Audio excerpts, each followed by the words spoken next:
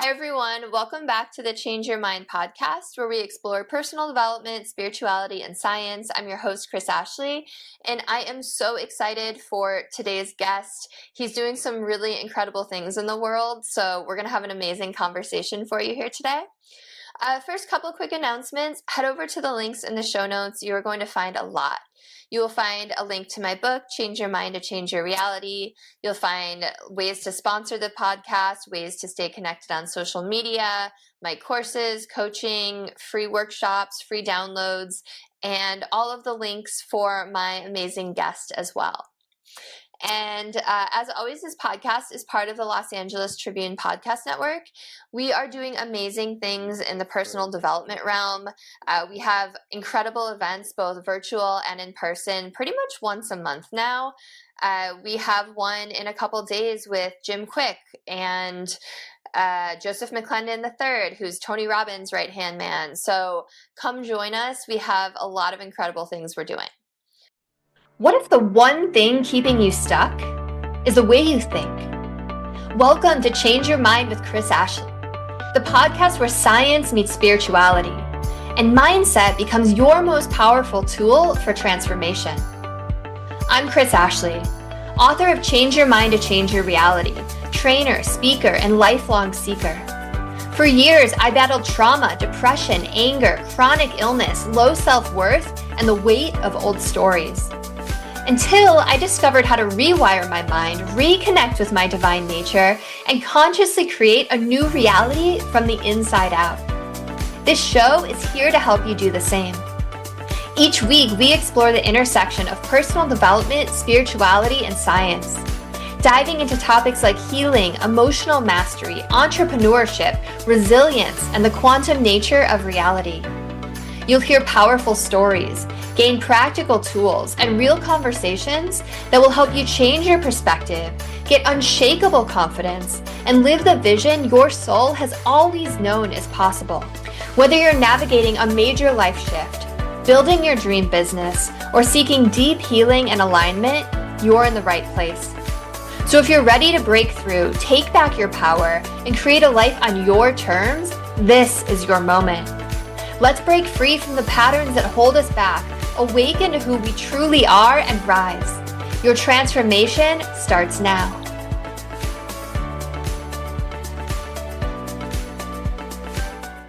All right, and with me today, I have Matthew Ungs. Did I pronounce your name right? Yeah, you got it exactly. It sounds okay. I just realized I didn't ask you. Okay. So Matthew Ungs. So Matthew is the founder and creator of Patient Fairness, a one-of-a-kind platform that is dedicated to helping people lower or eliminate unfair medical bills here in America. In his own words, I started Patient Fairness to give power to patients when they otherwise might be vulnerable to the high prices and iniquity fostered by providers and health plans. Patient Fairness helps patients stick up for their rights as consumers and challenge instances in which they are not treated fairly. Matthew himself has been in the healthcare industry for many years prior to starting this and has been an advocate for change in people's well-being. So welcome, Matthew. So happy to have you here. Thanks for having me. So incredible. I'm already impressed. I'm sure listeners are already impressed. But I always start my podcast the same way, and that is by asking my guest, what is their origin story? So what is it that put you on this journey to start Patient Fairness? Well, I started in healthcare, and I was on the health insurance side. I started about 30 years ago. And one of the reasons I got into it was I saw an opportunity for patients to take control of their own health care and really focus on what makes sense for them in terms of decision making and cost. And I saw actually, the age of HMOs were, back in the, 30 years ago in the 90s. I actually saw that as a positive thing in many ways because customers were able to save a lot of money and things were set up for them to really, it was really catering to keeping them healthy and also making sure they had appropriate access to care. And really over the years, I manage provider networks, over the years, I saw insurance companies and providers continuing to work together to benefit themselves. But what it was leading to just always seemed to be higher costs for services for patients and higher premiums, cost to the patients as well as their employers if they were employer sponsored for health insurance costs. And I really didn't see anybody looking out for the patient's interests. I would often be negotiating with hospitals and physicians on behalf of insurers and realizing the prices that I was negotiating were completely unaffordable to the patient, but it made sense in terms of that insurance provider relationship. And it just wasn't fulfilling at that point. Once I sort of came to the conclusion that, look, I'm not making things better for the overall system. I'm making a decent living at this, but that's not really what I'm here to do. I'm not just here to collect a paycheck. I want to feel like I'm contributing. And so I thought the best way to sort of take a turn for the better was to try to do something that helps patients directly. And what I know is I know how to negotiate with hospitals and providers. I know the ins and outs of that. I know what a fair price, or at least what I think a fair price is, or what might be accepted. So I took all of those skills and said, how can I turn that into something that's valuable to patients?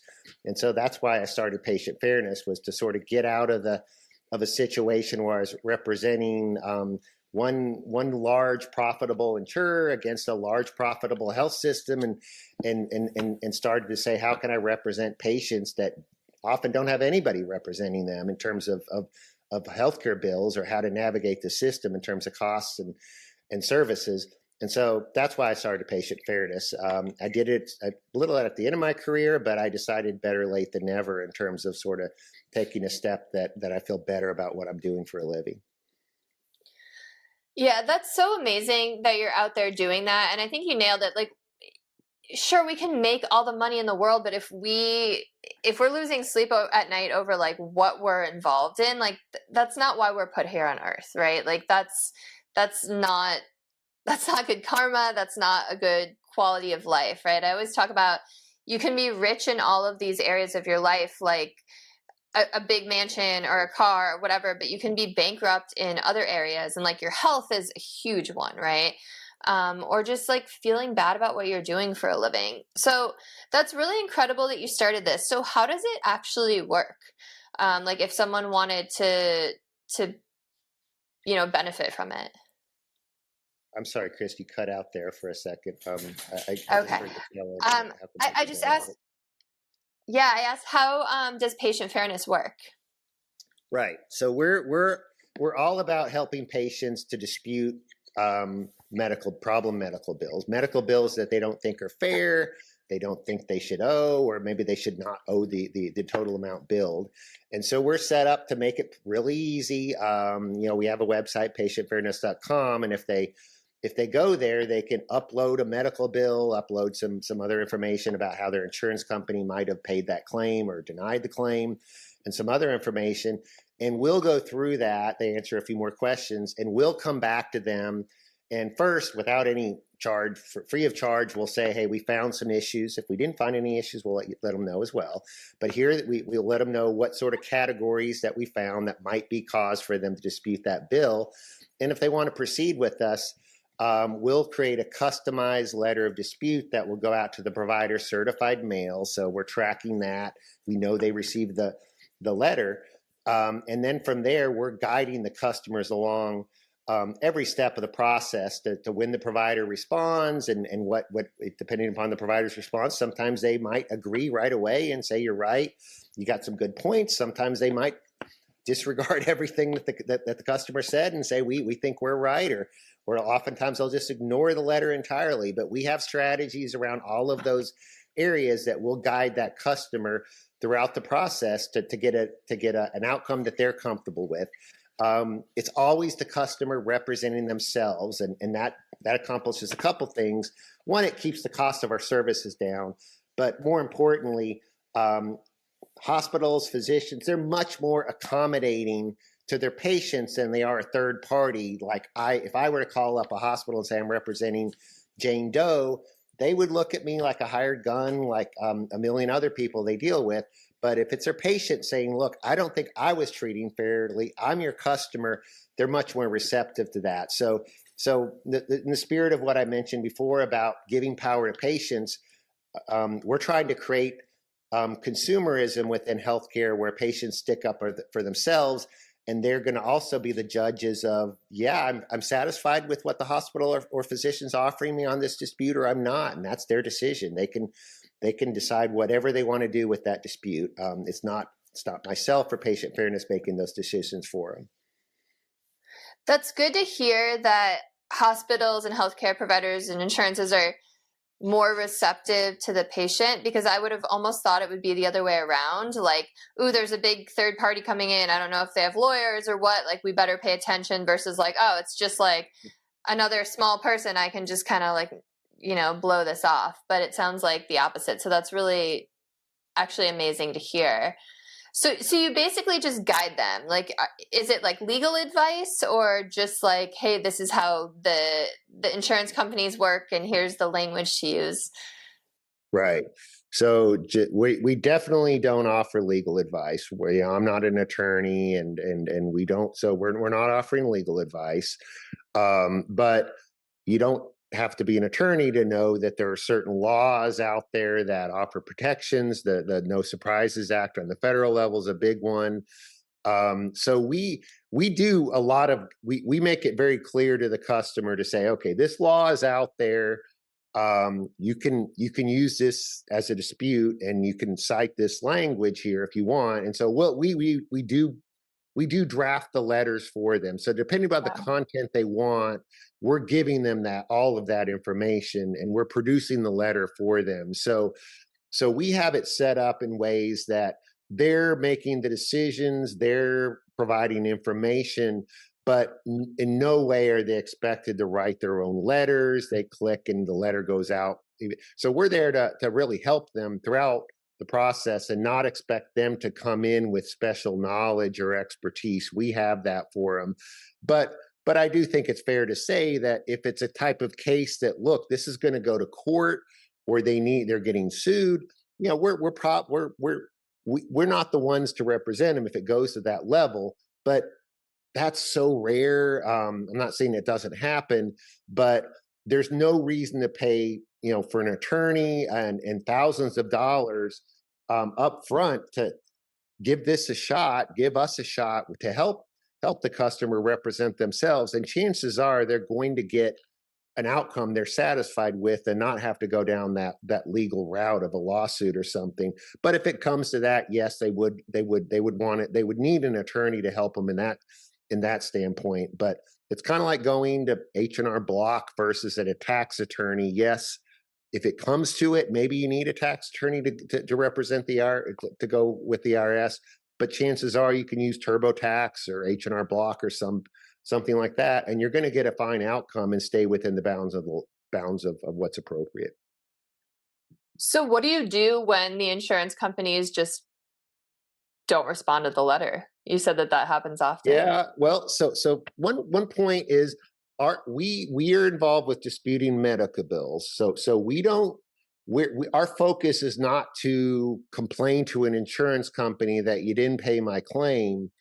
A lot of our customers are uninsured, so our services are to go to the hospital, the physician, whoever is billing, and say, look, I don't think this bill is fair. You're billing too much. I never agreed to pay for this.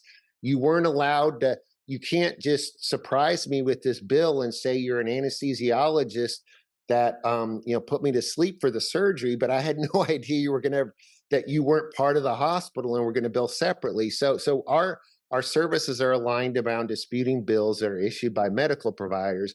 Got and it. they don't. And this is something that a lot of customers sort of need to be, have some explaining to what happens is a lot of providers don't respond.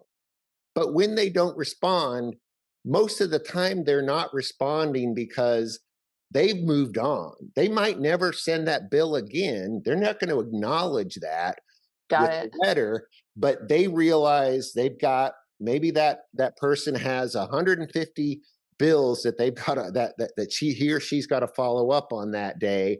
And so they look at that and say, that's complicated. I'm just going to ignore that. I'm not going to tell the person they're right, but I'm just not going to bill them anymore. They made some good points, or I Like don't maybe in their computer they'll just be like resolved, but they won't take right, the time to right. send a letter. And so Interesting. the other thing is, if even if the provider does ignore the letter of dispute but continues to bill, it's another important. You've got the money. The customer has leverage, in fact, more leverage than they ever realize. When you look at that situation of, let's say it's Mayo Clinic, this huge hospital, or we'll just call it ABC Hospital, a very large hospital system that has billions of dollars in assets, and they're billing me, just a regular person, for $1,500. Well, I've got $1,500. They want it. Who's got the leverage? I actually have a lot of leverage on that claim, because they want my attention. They want me to pay that claim. So there's nothing magical. It really doesn't help the provider to ignore that. That But and they make that, and it's also costly for the provider to decide, look, I want to take this person to collections. Well, if they that's what do I was that, that's what I was gonna ask. Like, couldn't they send it to collections? they might. If it's under $500, you can't do anything. That's so if it's under 500, you can't do anything. So that's important. You really, they can't send that to collections. They can't do an adverse credit report. But if they do send it to collections, if it's over 500, then that can be, then we will help you share the letter of dispute with the collection agency, with the credit agency, Experian or Equifax, and say, look, I disputed this. The provider never even responded. This is not a legitimate debt I owe. That's a very rare, it's really a big minority of providers, or a small minority, I should, of providers that actually use collections and report medical debt. It does happen sometimes, but even if they do that, they're spending a lot of money to do that, and they're not necessarily going to have any more success when they do that. But I don't want to always paint it as a complete rosy picture, that there aren't some bumps in the road here.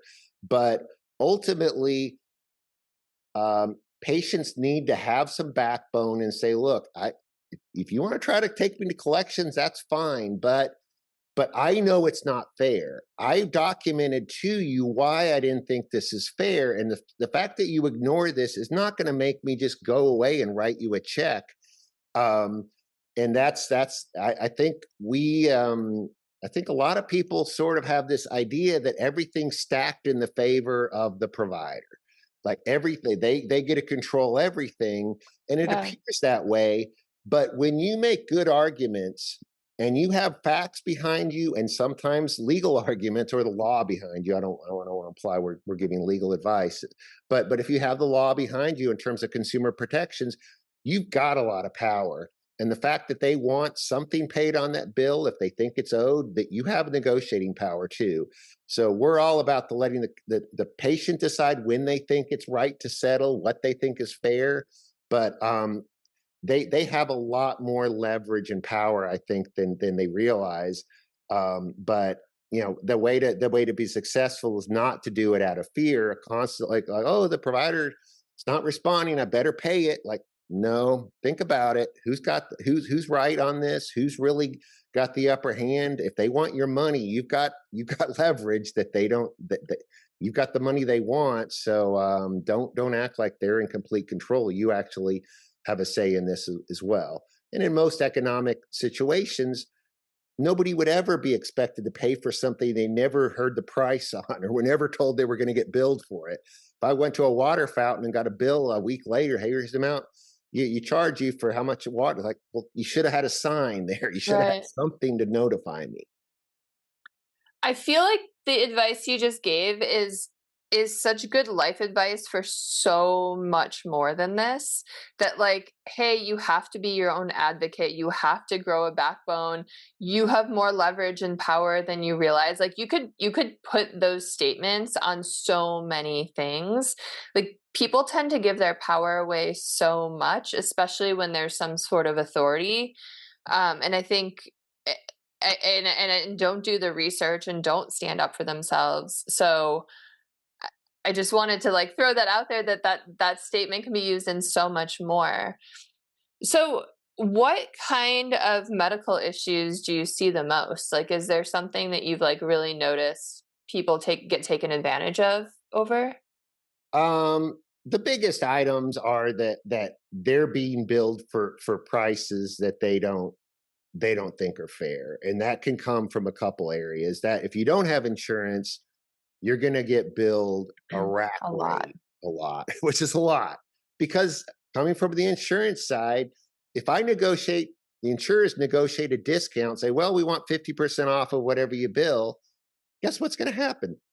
The bill prices go up. So yeah, they're Yeah. getting a 50% discount, but it's off of an increased price. And think about over years and years that keeps compounding to make these prices just ridiculous. Yeah. So there's the combination of they don't understand why they're expected to pay a particular price, whether that's without insurance, which we talked about, but even with insurance, the relationship with the health plan and the providers are just of a nature where contracts and prices get negotiated without any real understanding of is this really an affordable rate for a chest X-ray or an MRI? The insurers don't necessarily care about that, and the providers don't either. They're just looking at an overall amount of money that's going to be changing hand between those two big corporations. So the price level is certainly one of them. Um, the other area is that essentially the customers, the provider's not telling them that they're out of network. So they're going to the provider thinking that they're in network with their insurance, and then later the provider says, "Oh, well, I don't really participate." It's like, well, I thought you said you work with them. Oh yeah, we work with them. We submit a claim to them, but it doesn't mean we're in the network, and you're going to be That's billed so for whatever. shady. Yeah, and whether it is shady, but I think it gets back to what you sort of highlighted before about taking responsibility and looking. A lot of people will say, "Look, I'm just going to be a passive vessel as I go along this healthcare system, and I'm going to rely on the insurer, the provider, to look out for my interests." And they're not always going to do that. I'm not saying Right. that they have ill will towards patients or their customers. I don't think that's true most of the time, hardly any of the time. But they're looking out for their interests first. So Right. so we try to just make sure that, okay, if you weren't if you didn't necessarily know this was going to happen, you're not going to be out of luck, because you can fight this on the back end to say, look, I had a right to know this and you didn't tell me, and maybe I do owe you something for this, but I'm not going to pay you $200 for the 3 Tylenol tablets that you provided me here. That's just not fair. I didn't agree I was going to pay that, and let's talk about what a fair price might be. So one of the things you said is like, the price of an MRI, but like what if the price of an MRI is set? Is it more so that like before the patient got it, they weren't like, hey, the prices of an MRI is X amount of dollars and like showed them the bill before they paid it? Or is it more like, I think that's too expensive? Because to some extent it's like, okay, but everyone else pays that price. You know what I mean? But they don't. See, that's the thing. Healthcare prices are so opaque. It's it's Mm, it's amazing. You could have I would imagine that at that MRI machine, you could probably take 10 random patients who went through that MRI machine that day, and you'd probably find 8 or 9 different prices paid for that same test. really? Yeah, because Medicare is going to have its own rate. All the insurers are going to have their own rates. Got If it. somebody is indigent and they're poor, and they let the hospital know up front, they might get a self-pay rate that's cheaper. There's maybe maybe Bill Gates is one of those 10, and he pays the rack price because he can afford it. And so it's definitely a misimpression for any customer or patient to think, oh, I'm asking for an exception. I'm asking for something special, and feel guilty about that. No, hospitals and physicians are constantly revising their prices for specific situations, because they're always going to want to maximize what they can get. And so they Hmm. realize, I can't get that as much money off of this particular patient because maybe they have limited means, but I'll offer them this discounted price. And the key, I guess, getting back to your question is to expect what's called a good faith estimate, which is the hospital or the physicians telling you up front in writing to say, look, my best estimate on your situation, if you're using insurance, if you're not, whatever it is this is what you're going to be expected to pay. And at that point, the customer is able to say, look, I can't afford that, or I don't think that's fair, or it is, maybe it is fair. You don't have to complain if you don't think it's, if you're happy with what they're offering, but at least you're agreeing to it up front. And it Right. also requires the provider to have some level of embarrassment, maybe, if they put a price out there before the patient has a service. Like, let me get this straight, you're wanting me to forget my college education for my kids because to pay for this. Like, Right. it's a lot easier to send a bill out with a provider's price somebody's never seen than it is to show them that outrageous price before they get the service. And they don't want to lose a customer. So there's always you're in a very good situation up if you can negotiate that up front too. Our focus is on the back end, but if that good faith estimate, if it's provided, that's a fair way to treat somebody, because you can charge as much as you want, but you really do have an obligation to let them know what those prices are going to be up front if you expect them to pay it. And then when you get that, and I'm learning so much today, so thank you for this. So if you get that good faith estimate and you're like, that doesn't seem like a fair price, like, do you have power ahead of time, or are they going to be like, okay, we'll go Yeah, somewhere because else? the No Surprises Act, and a good faith estimate can go beyond the No Surprises Act. But the No Surprises Act, for those listening that don't know about it, was a federal law that went into effect in January 2022. And right now, the good faith estimate is geared around persons that are self pay, that don't have insurance. There are provisions for people that have insurance, but the Department of Health and Human Services hasn't come out with the specifications on how the good faith estimates work for insured people yet, but they still have those protections. So to your point, I'm sorry, I just lost your question. What was it? What did you I was negotiate? asking, Was it was able to are you negotiate? able to like negotiate Oh ahead yeah, of yeah. time? Yeah. Yes, you are. So that's a that's just like anything. It's like going to a car. If somebody said, "Are you able to negotiate at a car dealership?" Yes, you can.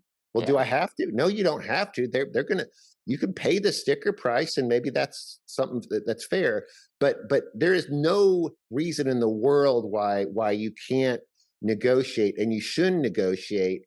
If you just think about all the things in life where you don't necessarily pay the rack rate for something. It's just expected that you negotiate. Obviously, automobiles is a good example, but there's other ones too, that if you go through life just saying I can't negotiate healthcare prices, that's become such a large portion of our economy. You're giving up a huge amount of your budget into something that is paying two, three, four times more than other people are paying for the same service. I don't know. Maybe a good Mm. example would be just if when you travel, you never look and book hotels and shop around ahead of time. You just show up at the hotel and pay whatever they want you to pay at that moment, and it's 8 o'clock at night. Yeah, you're probably going to have more trouble getting the best deal. So, but oh, back to your point, and I'll try to be a little more succinct on the next answer. But Mhm. they also have to give good faith estimates, depending upon how soon the services are coming up, anywhere from like 3 days to 10 days in advance, prior or within a couple of days of that being scheduled. So the the timing of the good faith estimate is geared around the customer being able to say, look, I'm going to hold off on this for now. I'm going to find out if I can get a better price, or I'm negotiate. So you're not caught on the last minute on the operating table and they hand you a good faith estimate, and then what are you going to do? So it is situated where the timing is they get the patient gets that far enough in advance where they can actually do something with it. that kind of brings me to my next question, which is like, you say that like you have this power, but like, do they take advantage of people in desperate situations? I'm just thinking about like, I have an 11-month-old, and it, like, God forbid anything happened to him, like I would pay anything, right? To like help him in a desperate situation. Like, does that happen at all? I, I mean, I don't. I want to be careful how I word this. I don't know if "take advantage of" is the right word, Okay. but if you there's a lot of. I mean, if there's limited amount of options, then ten that the prices are going to be what in economic terms are often called inelastic, meaning they don't vary a lot based upon what the customer's demand level, because the demand is going to be there for that emergency room visit no matter what, especially a child's Right. visit. So when you look at emergency room prices and emergency room physician prices, they tend to be really high because they know that that there's not a lot of opportunity necessarily to to negotiate. I mean, there's no opportunity. You're there Right. if you're there for a good reason. You don't have you need services. You don't need to be negotiating. So in those situations, it's really more after the fact that we step in and say, look, this was an emergency. There was no way the patient could have negotiated this, but nonetheless, they never agreed to pay your prices. And so it doesn't mean that there shouldn't be something paid, but it still means I have a say in this as a patient. I'm your customer, and we didn't agree on this up front, so let's work on it now. Again, to answer your question, I think people, you can call it being taken advantage of. I might too, but prices are set to maximize the revenue for the hospital or the physician if they're paid. And but there's always opportunity. It doesn't mean it's always going to be a cakewalk, but there's always opportunity to come back and say, look, I didn't know this was going to cost this much. I think we should agree. We have to agree on something mutually around this, and otherwise, I'm not gonna pay this bill as you charged it. And so again, it does get back to the patient and so having a backbone and saying, look, I'm going to stick up for myself. Sticking up for yourself doesn't mean that you get free care and everybody's there to serve you without any um, recognition that their time is valuable too. Now, it doesn't mean there's a lot of instances where the medical bill should go away, and it does go away. But there's also instances where it's like it's not necessarily free, especially if you don't have insurance. But the goal is to find something that's fair for both parties. When if you look at the cost to charge ratio that Medicare produces, and we provide that information to customers too to say, hey, did you know that this $10,000 bill really cost the hospital $1,500 to provide the service? So there's an $8,500 markup on that $10,000 bill. Well, that's ridiculous. If you Yeah. paid $10,000, you probably would feel like you just got taken advantage of. But if you Yeah. paid whatever, $2,000 or $1,600, something a little above their cost, or maybe at their cost, if or a little below if you're in a bad. But the point is, once you get that information, we provide that type of information. It really puts the customer in a better situation to understand. Oh, I see. This is what it really means to this hospital. It's $10,000, but 8,500 in profit. That's a lot of room for me to negotiate. Yeah, that really puts it into perspective for sure.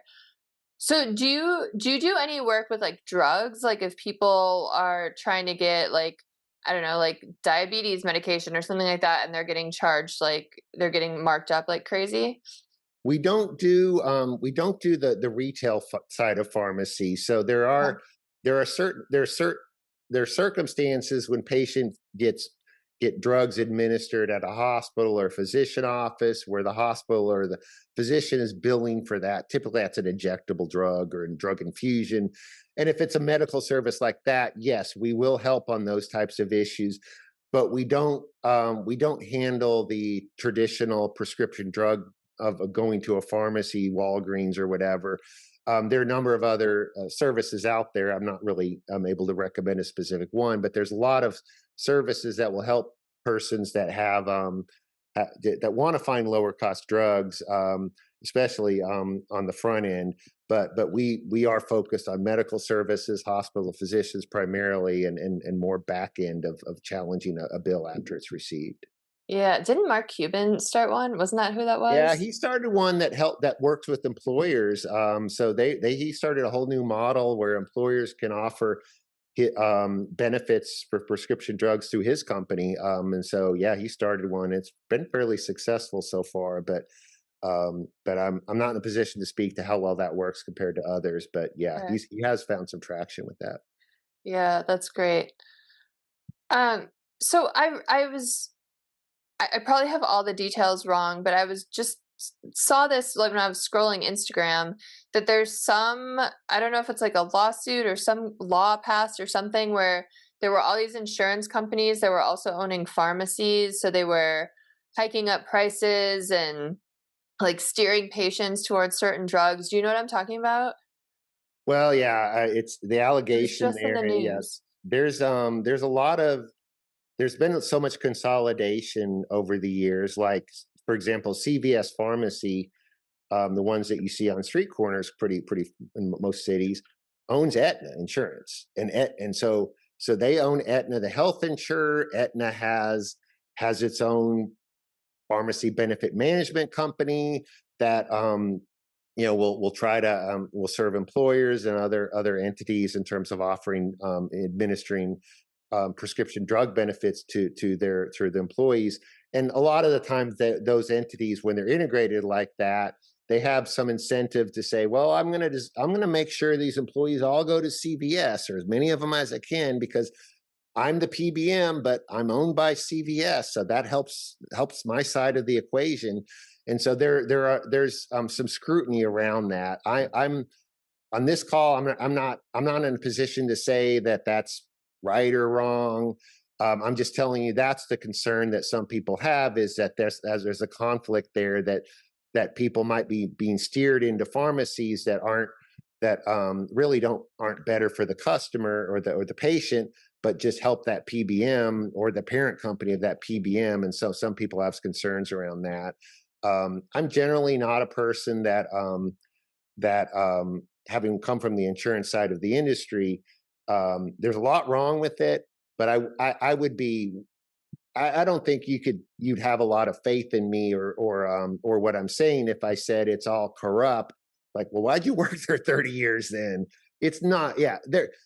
I think there's some things wrong, but I don't. Some of the criticism the industry gets might not be fair as well. But I'll just leave it there. Well, here's another thing you're probably not going to want to comment on is what was it like 2 weeks ago? I Yeah, mean, from when we're filming this December 20th. A couple of weeks ago was when the United Healthcare, right? That was who it was. yeah. The CEO. CEO was shot. And I'm sure you see all over social media people celebrating, which I personally think is pretty disgusting because he was a human who was here incarnated and a soul and had a Right, family.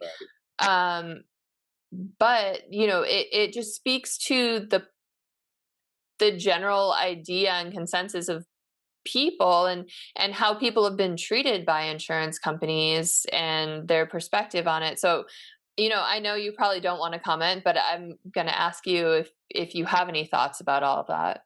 Well, I think it is a good example of what happens when third parties um, insert are I don't even know if they are involved in making decisions for people, and those people aren't comfortable with the decisions they're making.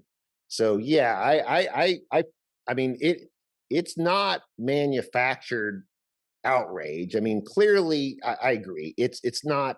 I don't like to see people, cheer when a human loses their life or that happens. That's not appropriate. But the frustration is real from people, and so there's no Totally. denying that. So I don't want to ignore that. Yeah. My take is, and I'm not going to solve that on with patient fairness on its own, but I think one of the advantages of patient fairness is it's the customer just totally patient looking out for themselves and not relying on the insurer to handle that for them, because they might not trust the insurer, and maybe they Yeah. shouldn't trust the insurer for that. Just like they might not they might not want to trust a hospital to look out for their interests when they're billing them either. They might be looking out for their own interests, and I imagine they are a lot of time. So I think it is unfortunate, sort of the to take stock or satisfaction in somebody's murder, but but I think it does point out there's a real issue there about people that feel like nobody's looking out for them, and they're paying all this money in and they're only paying about a fifth. So what's taken out of your paycheck for insurance is a lot of money, but multiply that by 3 or 4 times, and that's what the employer is probably paying for you. And so that it's just a bad cycle where people keep paying more, they keep thinking they're getting less. So yeah, I don't, again, patient fairness isn't going to solve that, but at least we're an outlet where one of our value statements is that we are aligned 100% with our customers. We're always going to look out for their interest. There's never a situation where we have one customer that, oh, well, maybe this hospital, again, we're not making, the customer makes their own decisions, but we're never going to trade off one customer's dispute because it helps on some other disputes, or it helps us make more money some other place. We Yeah. always are about that particular customer and what's good for them. And so, at least in that way, we probably are different, better experience maybe than they get with sometimes with providers or insurance companies. But yeah, coming from the insurance company side, yeah, it's not. It's I don't. Yeah, it's not pleasant to think about. That there are people out there that think the right way to solve it is to perform violence or to take a life. Yeah, I think that was a really great answer, and I really agree with everything you said. And maybe had um, what's his name, Luigi, gone to you guys, there might have been a problem solved. But it- it's such a hard thing because we do live in this capitalist society, and companies do need to make money, and CEOs report to boards, and like they don't have as much control as maybe people think they do. And and other people are, unfortunately can be, I don't want to use the word victims, but they can be treated unfairly, and don't have as much. And it's like I don't know how to solve it, right? Right. I kind of see all the sides. um and as someone whose two parents, especially my mother, has battled a lot of illness, she's been very, very, very ill for a long time. I really do empathize with all of that. um it's tough, it's super tough. But you're out there doing something that might be able to help that kind of situation, so good for you. Yeah. Well, yes. um Uh, Thank you. So we don't have a ton of time left, but I did want to ask you a little bit, just, because this podcast is really focused on personal development, and I've had a lot of entrepreneurs on. So I want to talk a little bit about like the entrepreneur side of starting your own company and what that looked like and how you went about doing it, because I know there's probably a lot of people out there who want to start a company that's doing good for the world and helping people, and they don't know where to get started. So I would love to just hear a little bit about your journey and just starting the company. Sure. So when I left employment on the health plan side at the end of 2000 or 2020, excuse me. And I was really burnt out for a variety of reasons, some of which I covered earlier. I just wasn't feeling good about what I was doing, and so I didn't have a specific plan at that point of what I was going to do. I ended up First, I wrote a book, and it was about healthcare and what I thought, what people didn't quite see the same perspective, so I wanted to give the perspective of an insider, and I did that. That was solely. I mean, I would have liked to. I like to sell books, but I didn't think that wasn't a big income producer. That was more of, yeah, I want to tell people what I think, and also from a self image standpoint, I wanted to prove myself I could write a book and do it in a way that I was satisfied with. Yeah. And so that was part of that was part of it after leaving.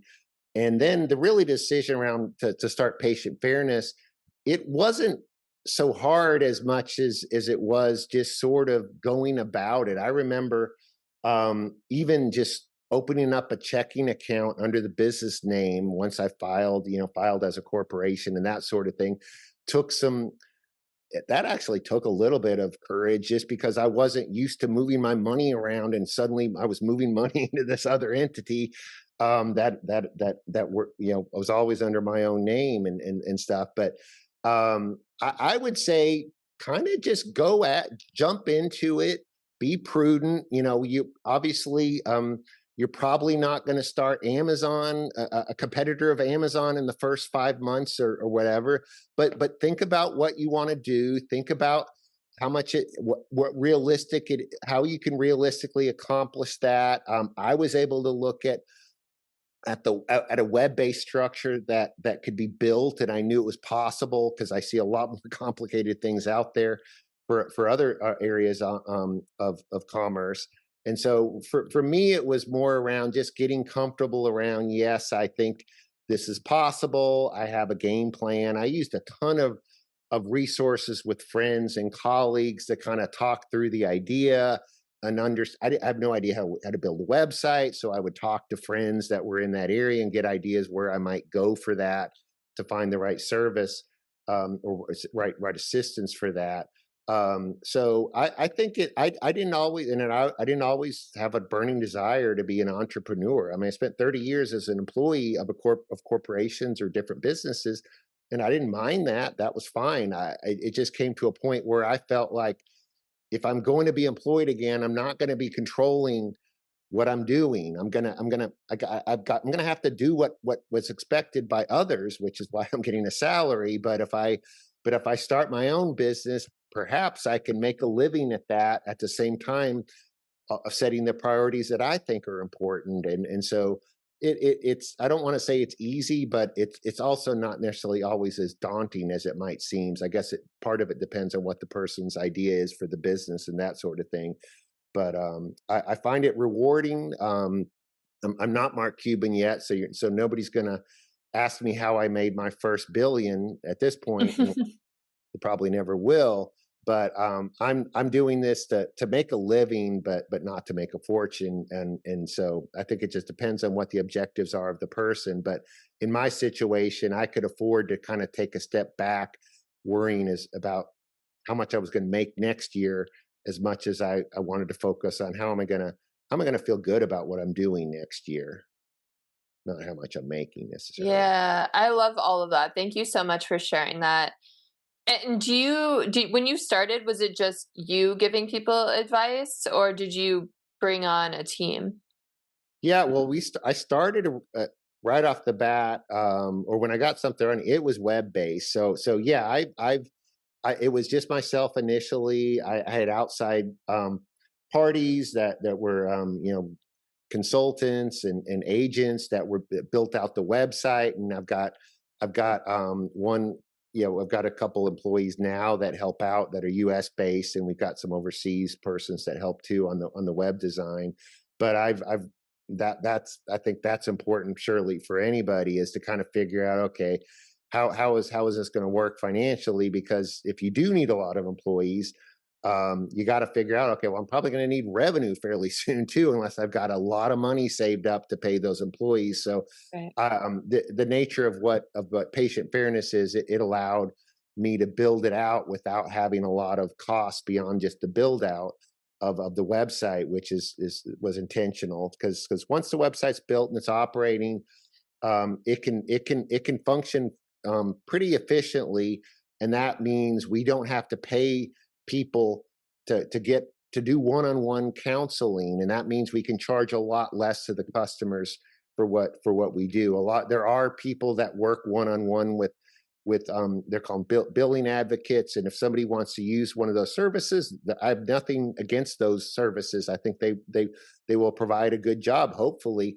but they're also going to be somewhat expensive because who's ever on the other side of that equation working on your dispute or working on your bill is going to be making an hourly fee of some kind, and so that can add up really quickly, whereas our program is all automated in a way that it's easy for the customer to do things themselves, and so it's a lot cheaper than the alternatives.